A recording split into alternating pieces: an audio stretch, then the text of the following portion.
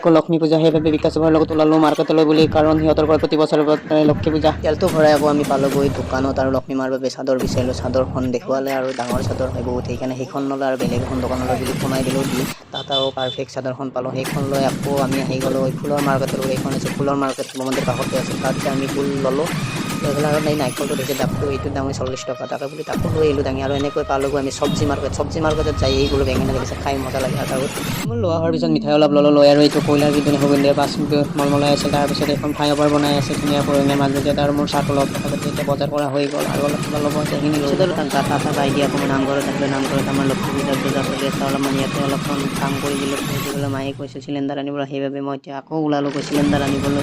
আনি পেলাই দেখিলোঁ ঘৰত আমাৰ ঠগি পাতিছে। তাৰপিছত আৰু ওলালোগৈ মই বাইক ছাৰ্ভিচ চেণ্টাৰলৈ বুলি, মোৰ বাচন্তীত বহুত বেয়া হৈছিল, তাকে ছাৰ্ভিচ কৰিব গ'লো। তাক ছাৰ্ভিচ কৰি আহি গা পা ধুই আকৌ ৰেডি হ'লোঁ মই পূজা চাবলৈ, আৰু লক্ষ্মী পূজাত আহিলোঁ।